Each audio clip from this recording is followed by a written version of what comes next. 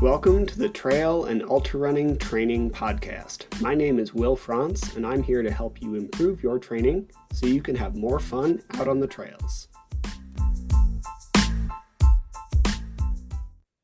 Welcome back to Trail and Ultra Running Training.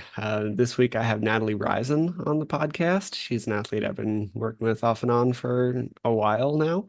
Natalie, how about you introduce yourself? So as Will said, I'm Natalie. I am 26. I recently just got into ultra running probably about a year and a half ago. Found Will on TikTok, messaged him, and it was kind of just a fit from the start from our first phone call. And he, has just helped push me through ultra training, ultra running, even Javalina 100K, which I'm sure we'll talk about. But yeah, I'm pretty new to the sport. Already love it. Sometimes hate it, of course. I think we all do. I always forget that you're the only person who's ever found me on TikTok. I've given up on that platform since then, so that's actually hilarious to me. I completely forgot about that. Yeah.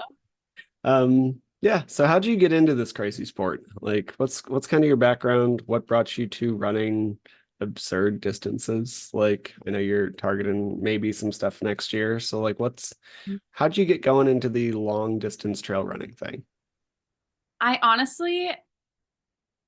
So I played softball my whole life, did not run far, literally ever. Most from home to second, really nothing crazy. And then a few years ago, I went through a really bad breakup, started doing some Orange Theory, kind of liked treadmill running, and then started to run a bit outdoors. And then that's when I got in contact with you. And I remember the first run you wanted me to do. It was just a little 5K, which now I'm like, okay, whatever, no big deal. But back then, I think I was dying the entire 5K. I had to stop multiple times. I'm like, wow, I can't do this. I already signed up for this 50K. How am I going to survive? All these things just kept going through my mind. Thankfully we got there, but honestly, just emotions, I guess, got me into running long distances, just feeling my feels and appropriately coping with them.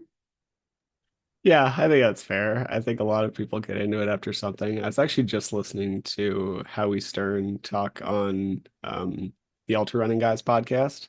Mhm. And if you haven't listened to that interview, it's actually really worthwhile. But he was talking about he got into ultra running, and he's a great ultra runner. He's a photographer. He has more finishes than you and I probably will ever collectively have combined. And he got into it after a divorce because he was just like, I need to get this out somehow. Yeah, So rest was history. I feel you. yeah. Yeah. So how did you go from I remember that, by the way, running a 5K out early. Yeah, because it's just you had these races on the calendar, and it wasn't like it was unreasonable, but also I think to some degree you live at the time you weren't, but right now you live in Phoenix. At the time you were living in Washington in the winter. I Mhm. think sometimes the weather plays a role. How did you get through last summer? Because it was 110 degrees for over a month straight for you. Yeah, the whole month of July was 110 plus degrees every single day. I feel like I blacked that out. I honestly don't know how I got through it. I know I joined a running club that got up at 4 a.m. to start running. And that definitely helped because it gave me some motivation to also get up early because I'm not a morning person. I don't enjoy getting up early. I enjoy getting out of bed around 8 a.m. So the thought of getting out of bed around 3:30, 4 in the morning was just not fun to me. So joining this Fair. running club, of course, with all of these older people who are just A1 runners, it was definitely humbling. And again, it was great motivation for me to get out of bed in order to do my long runs. Granted, it was still 90 degrees at 5 in the morning, but the sun was down. So it was something. But last summer was definitely difficult. And I feel I feel like it tested me quite a bit. Um, but definitely just keeping up on hydration, food. But it was rough. It definitely was rough. Yeah, it's a rough time. I do think Yeah. some of that support can be helpful though. If How how's the experience been with the running club? Are you still running with them? Like, how often were you running with them? How did you find them? All that kind of stuff. I found them on Facebook. I don't run with them currently, but I'm sure just because now the weather here is so nice, so I can do like my happy run time, which is like 1 to 2 p.m., which obviously you cannot do in the summertime. So I'll probably get back into it again when it starts creeping up in the heat, since I do have a July race and I'm gonna have to be running far distances in the heat. Um, but yeah, I found them on Facebook. I really enjoyed running with them. A couple of them actually did run Javelina, and I think a couple of them are actually running the 100 miler this year, which is pretty awesome. But they're a great group of people that have, good advice when it comes to running long distances. They've been doing it for so long. And again, it's humbling watching a 60-year-old keep a 9:30 pace while you're chilling in the back at like an 11:30 pace. Yeah, I feel that. I'm definitely not a very fast human. It can be super humbling. So like Yeah. I think there's so many groups, and this is one of the struggles that I have talking to a lot of people who like want to find a running group, but struggle to figure out like which one fits for them or what works. Like what did you do? Like you're a much more like boisterous and social human being than me, for one thing. So I realize it's probably a little easier. But if you like were when you were looking, what did you look for? How did you like pick this group? That kind of stuff. Um, I picked them just by they were the closest ones to my house. Because I live pretty out of town. So they were the closest ones. So that's probably one of the main reasons why I picked them. I didn't want to drive too far when I had to be there at like 4 in the morning. Um, That's fair. that was probably, yeah, the main reason. And then there was a couple people that I did meet that I really clicked with, like who also ran the same pace as me. So we would meet there every Saturday and run together and stuff. So that also was, kind of a thing that kept me coming back. That makes sense. Mhm. Yeah, I know that the morning struggles have definitely been a struggle, for lack of a better term. Like I think it can be a really, really tough fit when you're I remember living in Tucson and it was 105 for months on end. So Yeah. it's damn near impossible to find shade or anything else at that Oh, for heat. So sure. Yeah, yeah, we don't have trees here. We have cactus. So that doesn't keep much shade. exactly. So you mentioned Javelina 100. Did that Mhm. last year? How was that? Um, it It honestly, overall, I look back and it's probably one of the most things that I am proud of for doing. Um, the first lap, I felt so great. Like I was on top of the world. I actually have a video on my phone that I've never posted, and it was me in this running high, and I'm like, I just feel so good right now. I'm just so happy. Like this is great. And then, of course, you saw me lap 3. I was like, I'm done. Like, let's go back to this aid station. I don't want to do this anymore. So it's Yeah. definitely like a roller coaster of emotions. And I told myself, I think I told you multiple times, I'm like, I'm never doing this again. When I crossed the finish line to Jake, my fiance, I hugged him and I was like, I'm never doing this again. And then, like, 3 weeks later, I messaged you and I'm like, hey, I think I want to do the 100 miler in 2025. Yeah, I remember all of that. Because yeah, for anybody who doesn't know, I paced you for the third lap, and it was definitely a roller coaster of emotions, to say the least. And You're probably like, shut up and run. Let's go. no, you did fine. Like, there's no judgment on my end. I don't care. I'm there to help you. Like, to frame that. But it was yeah, you were struggling. It's hard. Like you absolutely hit the full range. I saw you at the start line, saw you at the finish line, and you had been through a lot in those 62 miles between there. Yeah. I still can't believe I did it, and I still can't believe I want to do the 100 miler next year. I was I can't say I was actually surprised to receive that text message, but because I just think this is kind of the mentality of this sport, but I Yeah, wouldn't have been surprised if it went the other way too, for yeah. sure. So I do I, remember you saying something to me where you're like, I wouldn't even be disappointed if I quit. I remember I said that multiple times. And looking back, that's so like obviously that was the pain cave talking. Like I would have been disappointed if I didn't finish. And I literally tell everybody this who asks me how my 100K did. I could not be more grateful for you for pushing me through that third lap because I don't think that I would have finished at all. I really don't. It, yeah, I mean, I don't know. I'm not great on the counterfactual front, but I know you were struggling. I know. I was talking with Jake, her fiance. I was talking with Jake at the aid station, and we are like, she just need to get her out, like get out of the aid station, and we'll just keep moving. So he was incredibly supportive for the Oh, record. Yeah. yeah.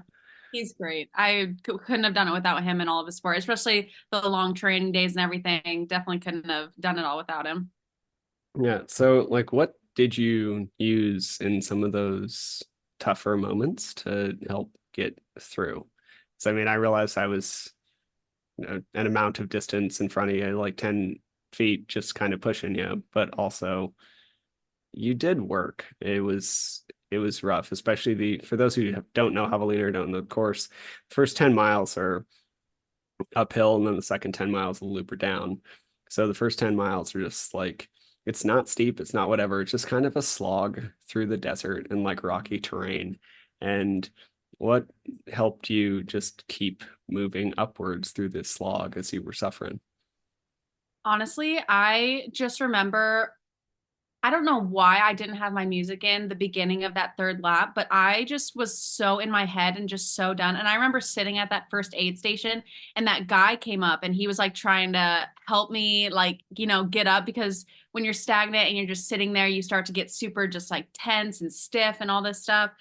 So I remember getting up, and at one point, I was just like, let's just go. And I put my music in, and we just started going. And I think I was just listening to gangster rap and just drowning out the pain and just trying to, push through. Yeah, I think it helps a lot. Yeah. I I think Lil absolutely. Jon got me through it. Well, John has gotten me through a couple things. I surprisingly enough. Yeah. Um, yeah, whatever works. And I also, it was a fun experience in many ways. Probably more for me than it was for you. We were hopscotching with Courtney DeWalter and her mom for a while. That was Oh, a fun yeah. time. That was fun. Her mom was struggling too. I mean, it's a hard race. Yeah, it's rough. I mean, you ran 62 miles, or it's Hmm. not easy. Yeah. So I think How was Javelina? Like I was more focused on keeping you moving. How was the race itself? Like how were the aid stations? Did you have fun prior to lap three? Where were things? I mean, I thought the aid stations were fantastic. I feel like the Aravaipa races are known for their aid stations, and it definitely, you know, checked out that it was great.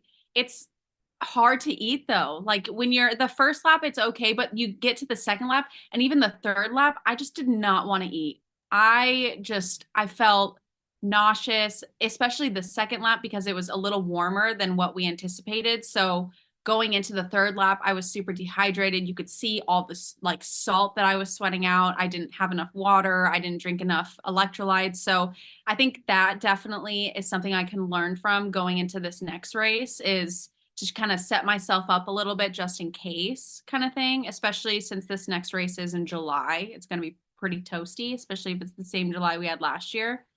Yeah, I Uh, mean, thankfully it's a night run, but yeah, it's still going to be toasty. I had someone do that, and it was still like 95 or something. yeah, it's just ridiculous here in the summertime, but um there's definitely things that I learned that I can take into this next race, but yeah. I mean, overall the race was great. The people were great. The volunteers at the aid station were fantastic. Running next to people in like full-fledged costumes was great. The only thing that annoyed me, and I think it's because I was just on my third lap and I was just at my like ends wits, was the 31K people were coming through and they're all like happy and cheerful in their costumes and they're like, you're doing great. And I'm like in the pain cave just trying to survive. And these people are just passing me, just all cheerful and bubbly. And I'm just like, stop. Oh, yeah, I mean, they're all so nice and they have the best intentions, but I was just not in a good spot. I'm actually glad you mentioned that because I forgot it and I probably need to write that down because if we if I ever pay someone for that race again, or if I do it myself, like that's a real note. We left for lap three 10 minutes before start for Yeah. the 50K. And it was largely to keep you moving because I was worried if we stayed stagnant, we would not get out of base camp. However, if I had to redo it, I might have waited, 12 minutes. So we were at the back of those people because we did get passed by like literally half the 50K field because they're coming fresh. And you were like, after 40 miles, it's just not even comparable. It doesn't matter who you are. Like, if you're Yeah. running, I guess the whatever it was, the 20 mile group, so the 30K people, like they were just so happy. And everyone, you could see them, like it wasn't just you, it was everyone kind of on their third lap on the struggle bus, just like getting past, and everyone is so stoked. And everyone on lap three of the 100K was like, I just need to get through this, man. I don't know. You're like, I was very cheerful on lap one too. So Yeah, exactly. I saw you come in from lap one. You were way perky. It's just how the yeah, thing goes. that first lap though, when they include like that extra little lip, Mm, those extra few miles, it was like all uphill, and that really killed me too. yeah.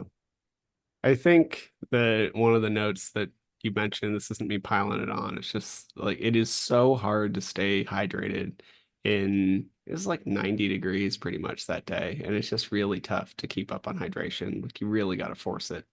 Yeah, and I think I that's one thing I do want to do better this training block is getting in my fuel and hydration, because even when you don't want to, you have to, especially in like the longer races. That's going to make or break you. Hmm. Like you don't eat and you feel nauseous, but you're nauseous, and you don't want to eat, but you're nauseous because you didn't eat, you know? So it's just like cat and mouse. You just, I don't know. It's hard to do sometimes. No, it's really hard. And like you and I both come from a sports background where it's not quite as penalizing, right? Like I did pretty much every practice in college on an empty stomach because it's more of a sprinty sport, and I was worried about throwing up from like pushing hard during practice and these kind of things. I'm not saying that was right in retrospect, like I should have done that differently, but it was just like what I did at the time. You don't get penalized for it when it's an hour and a half, whereas when you're running for 12, 15, whatever hours, it's you're absolutely going to crash out. Yeah. Yeah. Yep. 100%. So, like, the thing that you were really good at when we started, you actually really enjoy strength training. Mhm. So, how did you get into that?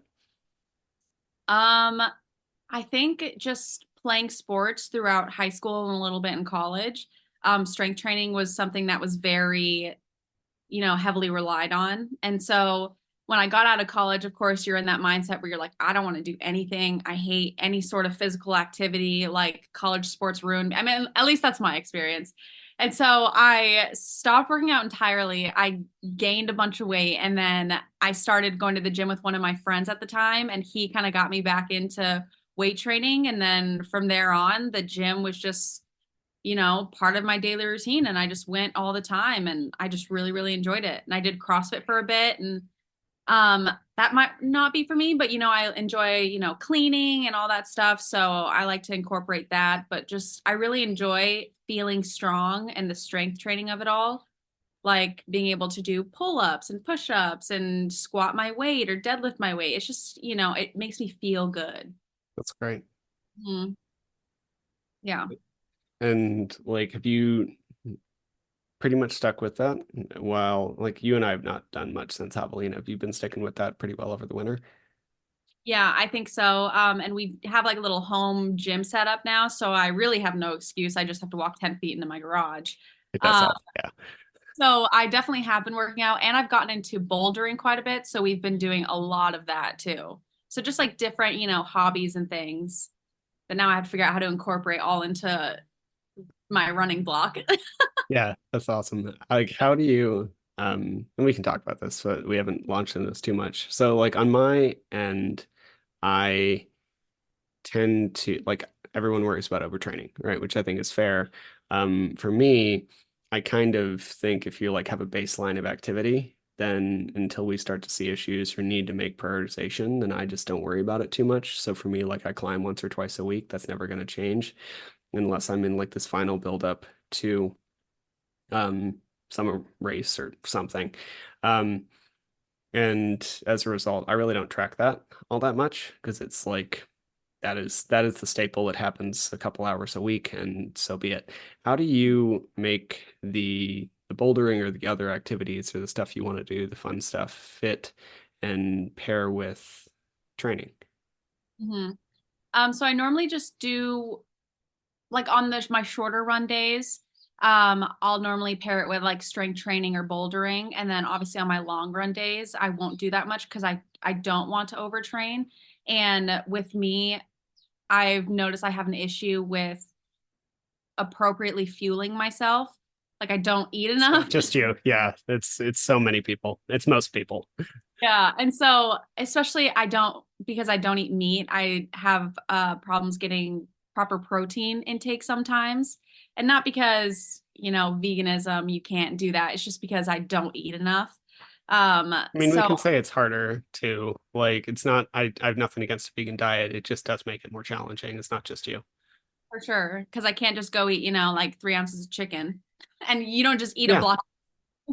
Yeah, exactly. And like even so, it's a little less on the protein. It just takes more work. It's not that it can't be done. It just does take more work. Yeah.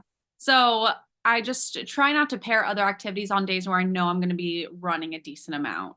And that seems to help. And then obviously eating enough, drinking enough, things like that. It's good. And I mean, I think some of it is complicated because you work a difficult job schedule. Like someone who works as a nurse, like 3 days out of your week are basically no go because you work 12 plus hour shifts and at most you're going to maybe get like a run in with the dog for a mile or two. So we do kind of have to stack all of it into this very like pretty short training schedule. Yeah. Yeah. It's definitely hard to run after work, or even like I said before, I'm not a morning person. So waking up before work just sounds awful. So I don't do that. And then, of course, I have like a 35 to 40-minute drive home. So that also plays a factor. So it's definitely difficult to train on work days. Yeah, I mean, I used to work 12-hour shifts and it's there's little else you can do, especially when you're in a career. Like when I worked 12-hour shifts, I just had to like yell at a bunch of people over a radio while I drove a machine. I can be I can be a little less nice, I guess, if we're just going to be honest. Whereas, like in my job now, I have to be a lot more human to people. And same with as a nurse, you have to kind of be a little more of a human to people. So you can't just like burn out and crash. Yeah. Yeah. Oh, if we're one thing I did want to come back to, you mentioned college. I believe you used the word ruined when it came to college sports. Yeah. So, like, you're not the first person I've had say that. I think it's real. It's a real thing. A lot of people end up with this like burnout and problems from college training, be it running or any other sport. Like, what led to that for you? Um, I think going into college, I was all like wide-eyed and giddy and excited because I mean, I've all like you're going to college and playing a sport. Like that's the dream for a lot of people. But the coach that I had in college, she was just so mean. Like she was just so mean, and didn't she didn't act like a human to us. She just acted like a dictator. She would yell at us. And it's a different being a coach and like supporting your players. She would constantly put us down. And like there was this one player that she would literally talk shit with about the other players. She was just not a nice person. She burned That's like so playing. inappropriate. It's so inappropriate. And so it just really burnt me out. I didn't enjoy her as a person. I didn't enjoy her as a coach. So I only played 1 year and I wanted to quit halfway, but my dad wouldn't let me at the time. But so I only played the 1 year. And when I left, I just never, like, I haven't picked up a softball or a glove since then. And it's been 8 years.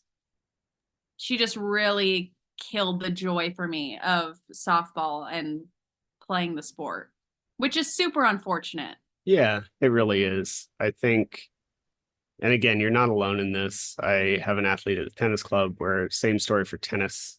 For him, he was like a D1 or D3, sorry, but like high D3 tennis player and just Mhm. broken from it, hasn't really picked up a racket since and doesn't miss it at all. Um, you hear the stories in the running world all the time where people like finish their college scholarships and like don't run again and then find it again in their mid 30s. It's just, I don't think we as coaches often recognize the outsized importance we play in young athletes' lives. And I think it's like deeply irresponsible. It's one of the reasons I actually really like Steve Magnus so much because he does make that such a priority to talk Mhm. about. Yeah, that's why it was having you as like a running coach. It was such a culture shock for me because I'm like, wow, you're nice. And you It's very actually, sweet, but yeah, I think that it's very nice of you. I also find that like deeply unfortunate that that's not the standard, you know. Like I think right? that's probably more the play there where it's not so much me as much as like I really wish we didn't have this old school Bobby Knight-esque approach from the 80s that we know doesn't have any benefit and only just like ruins the sport for people down the line. Yeah, for sure. It is super unfortunate, but everything happens for a reason. And I'm glad I got out of that. And now I'm into something I actually really enjoy. Like, even when you and I took a break from training, I was still out there running almost every day because I genuinely enjoyed it. And getting back into that mindset of enjoying running was very, very nice and refreshing. That's awesome because I do know like we have tinkered with or teetered on the edge of burnout a little bit last year. And I think some of that was um, the choice to go from fairly low mileage to 100K in about the span of a year. You and I had this conversation. It wasn't like it was whatever. I was like, you're probably not gonna enjoy all of this. You're like, okay, let's do it anyway. I'm like, all right, I just signed up for it, so we got to do it now. That was actually what happened. Yeah, you're like, I Yeah. signed up for this thing. It was like, okay, great.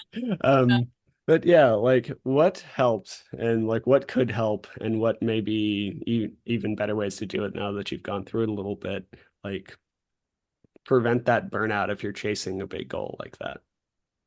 I think to just know my time and manage it better, like, of course, I probably would have loved to do Javelina 100 mile this year, but between all the plans this year, it was just not feasible to put that sort of training block in the year. So, in order for me to know that I'm going to enjoy the process and also just build up my running baseline, because 100 miles is a lot. That's 100 miles.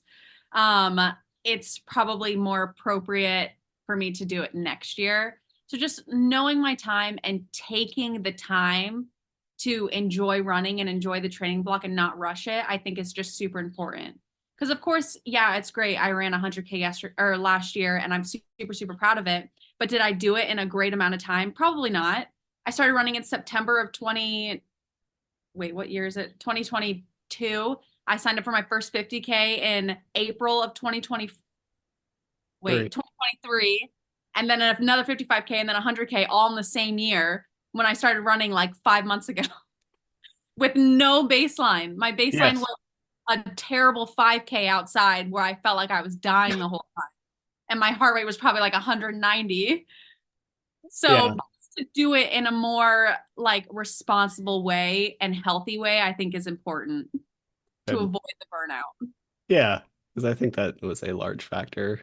Like if you're trying to build from zero to a lot in a relatively short amount of time, it just kind of becomes your life, you know? But yeah, it definitely did. Like we were talking before we hit record that is like you have a 50K coming up in July, as you mentioned, and the concern is no longer, do you think I can finish this? Right? It's just like, I mean, I know you can finish it. You've done double that. It's not, Yeah. I'm like, it's not 100K. I'll be fine. That's just my baseline for everything. Well, it's not 100, so yeah. it's great. And I really think that is as much as I would like that not to be the baseline for us, it's such a real thing because like when I paced you, I had to take so much time off last year due to asthma and struggles and whatever. And it was, I don't know, it was an irresponsibly short amount of time before your race where I was like, it'll be fine. I just have to get to 20 miles. My 0 to 20 just has to be her 40 to 60. I think I can do that. I've run longer than that. We'll be fine. Yeah, it was, and the pace was so like, it was like what, 16. It was bad, but yeah. I mean, yeah, but I didn't. It's not like I was planning for that. I think your big responsibility as a pacer is to like your biggest responsibility is to not be a burden, right? So like you don't have to be you have to, and you are such a caring human that I knew if I were like tired and toasted that you'd like worry about me. So it's like I just have to not be slowing her down. Yeah, well, you definitely didn't. I was just slow, period. So Yeah, well, you were tired. It was a rough day. It was a rough day. You did fine. it Don't was a worry rough about it. but great day. Yeah. Oh, like what is coming up? You mentioned Javelina in probably 2025, 100 miler. What else are you thinking about for here, both in life and training and all sorts of stuff? I honestly, I don't know, whatever.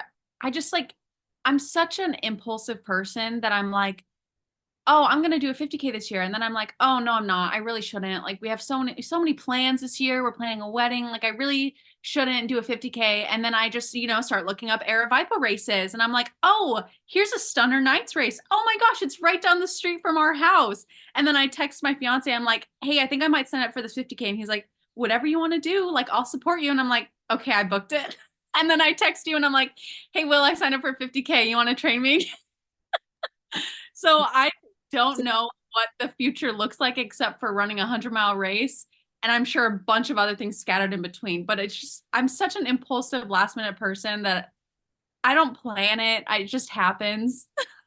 Yeah, which I find both deeply charming and also hard because you do send me these texts like, hey, I just signed up for this race in X amount of time. It's like, okay, let's do it.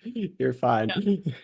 So, Um, yeah, there was one I wanted to ask you about last year. It was a race out of Flag that was like this brutal downhill that, oh, yep. yeah, which one was that? That was And the 55K. right. And it was stagecoach or Yeah, stage. that's what it was. Yeah, that was it. Was the first like what 5 to 8 miles was like a hike uphill. And then the rest was like a hammer downhill on your like I thought that was gonna be easy peasy. I'm like, I'm gonna hike up and then I'm gonna coast the down. No, I had a half marathon left and I remember calling you and I was like, I don't know what I'm doing. I'm inside I'm struggling. Like, Well, why am I struggling right now? well, because I think this is one of the things with, and this is why I wanted to bring it up, because it's easy to look at these and not have the framing for what's going to be tough based on some of the training, right? So like up until that point, we'd been building volume and cardio has always been cardio and hydration, honestly, because you live in a place that is hotter than the depths of hell, has been the struggle. Whereas we have you had never run 20 miles just straight hammering your quads that hard. Yeah. So yeah, I remember the phone call. You're like, I don't know if I'm gonna finish. Like, you're gonna be fine. You have so many hours left. You're gonna finish. I was like, I still have a half marathon left, and I'm just in such a deep the pain. I thought the pain cave, I was like, oh, it's no big deal. It's whatever. It sucks. Like it hurts so bad. I it's just not a fun place to be. And you really gotta hunker down. I don't know how I do it. People are always like, oh, what's your why? And I'm like, I have no idea. My why is the faster I do this, the faster I can lay down because I'm dying right now. It's just I don't the pain cave is definitely no joke and it's really where you determine whether or not you want to be strong and finish through or if I ever DNF, I know I'm going to be disappointed regardless of even if I break an ankle, I'll still be disappointed that I had a DNF. Yeah. But the I pain mean, cave is a real place and it's It's difficult. So, so we've talked about a lot of suffering. Like what draws you to want to do these things? I mean, besides the pain cave part of it, it's so much fun. Like especially trail running. I've only ran one road race and that was a few months ago. It was just a half marathon. Mhm. But trail running is just so much fun and you see so much wildlife. It's given me a whole new love for Arizona because before I was like, this is just 50 shades of brown. But like training in the spring, it's just so pretty. Yeah, Oh, sorry, I get it. I love the desert, but it's you gotta find a love for the desert. Yeah. and it's just seeing all like the baby bunnies. There's deer in the desert. I had no idea there was deer in the desert until I started trail running. So I just think it's so pretty. And whether I continue ultra running or not, I think trail running will always be a part of my life, or I'll try to always make it a part of my life, just because it's such a different experience. And it's absolutely beautiful. But just being out in nature, hearing the birds, it's just so much fun. I get that. I'm kind of the same. What draws you to like why 100 miles? I know you want to do that next year. Mhm. And also Uh, why 100 miles at Javelina? Like why five more laps on that course? Maybe because honestly, the course wasn't awful. It was like 4,000 feet of gain over 62 miles. Like it wasn't bad. And it's literally like 40 minutes from my house. And I already know the course. So why not? I mean, there's definitely other options I could do, but that's just the first one I thought of because in the ultra running world, I've heard people say it's a pretty easy starter for a 100 mile. And of course, I just want a starter. I'm not trying to do like Leadville 100 or anything like that. So give me something easy peasy. I want to say I ran 100 miles. I mean, I know it's not going to be easy, but Yeah, it's it'd be like familiar, I guess. I get that. Yeah. Yeah, Uh, what's the draw to say you've run 100 miles? I would be lying if I didn't say, when people are like, "Oh my gosh, you ran 100K," and I'd be like, "Ah, yeah, yeah, I did. I did run 100K." So I running, appreciate the honesty. I think that's a factor for most of us, whether we want to admit it or not. Yeah. yeah. I mean, it's definitely nice to like have that. Yeah, I definitely have a sense of pride saying that I ran far distances, but just like seeing people like watching videos of people finishing 100 miles or you know it just it fills me with so much joy and happiness for them and I just want to have that same feeling of crossing that finish line knowing that I gave this my absolute everything and I just ran 100 miles. I mean, it's an absolute insane thing to say. Absolutely insane. Like I think there's only point zero like 4% of the population that can say they've ran an ultra marathon. So just to be able to be in the sport and give it my all and push myself in every way possible, I just love to do. Even if the pain cave sucks, the overall outcome of it, it just makes you feel so great and so accomplished for all the hard work that you put in. I get that. Mhm. And feel like I don't feel the same. Like, I don't know how to word this. I've been thinking about this concept for a bit now, and it's like, I don't think you necessarily need a why. I think you can sometimes just be driven towards it for whatever reason. It can be a little undefinable, guess is my point. Like, I think I'm gonna end up running a 100 miler in 2025. I think it's very likely. Yeah. Unless I, get injured as I am wont to do. But the intentions are probably run a 100 miler in 2025. And I know which one, and it will be, I don't know why though. Like there's not a why there. It's almost like a need. Mhm. There's a drive there that I just can't really define, but it's not flippant. It's very much like something is calling me to this thing. Yeah, for sure.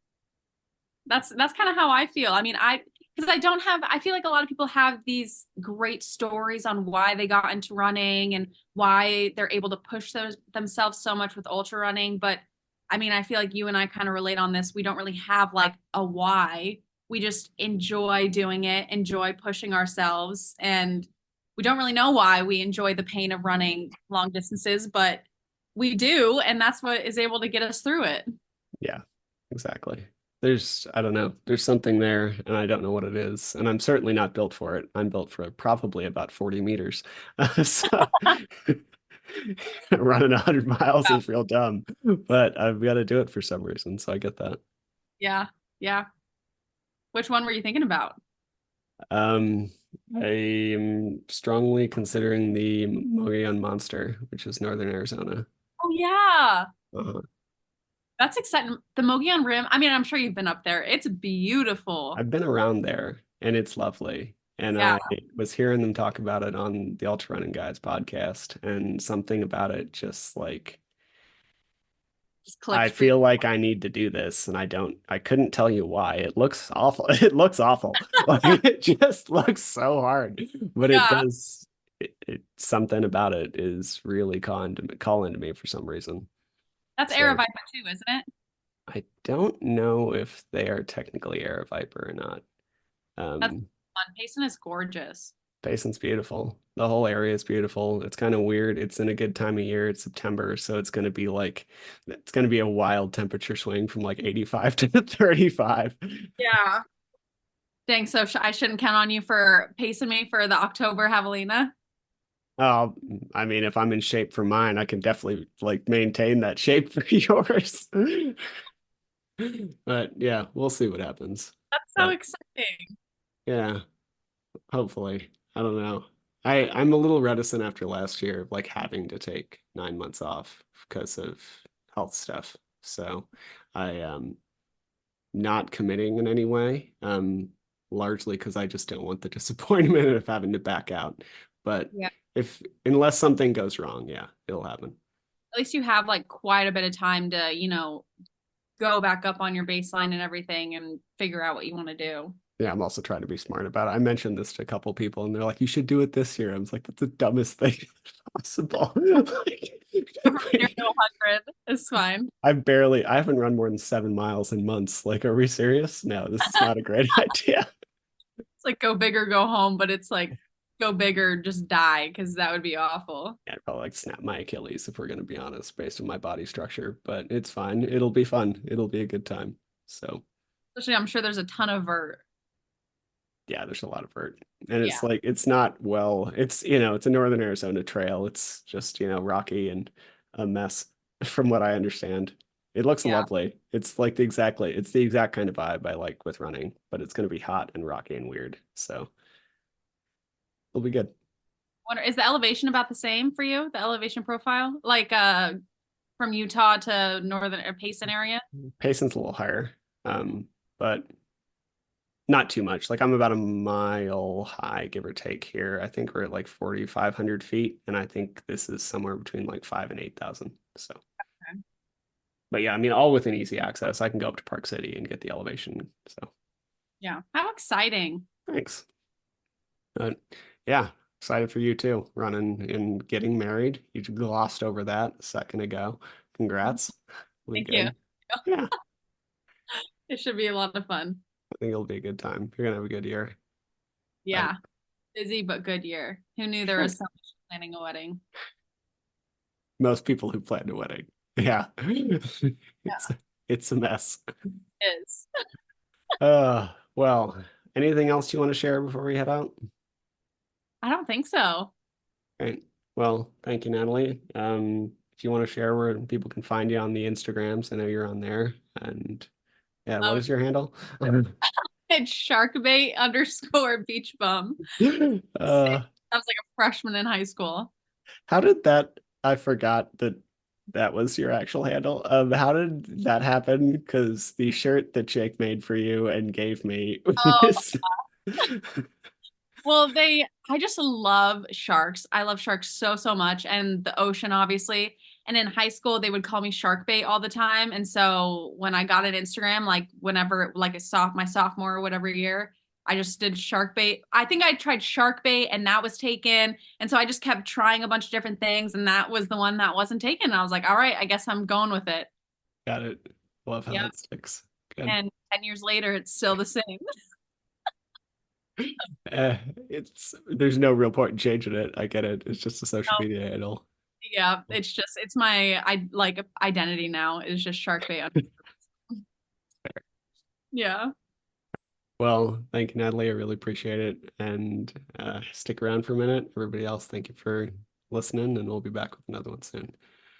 Thank you for listening to the Trail and Ultra Running Training Podcast. Honestly, I'm still surprised and honored that anybody wants to hear what I have to say, so thank you. To be clear, not a doctor, nor a registered dietitian, or any other kind of medical professional. I'm a personal trainer, a nutrition coach, and a running coach, and I have a passion for training trail runners. You should always speak with a qualified medical professional before making any changes to your training or nutrition program. If you enjoyed the podcast or found it helpful, please take a second to leave a rating or review. I'd really appreciate it. Or you could just share it with someone for whom you think it might be helpful. I make these kinds of things in order to provide more quality, free resources to people, so the more people who hear it, the better. If you want more of this information, please head to the Trail and Ultra Running Training group on Facebook, where we discuss all aspects of training so you can have more fun doing the sport that you love. Thank you again for listening.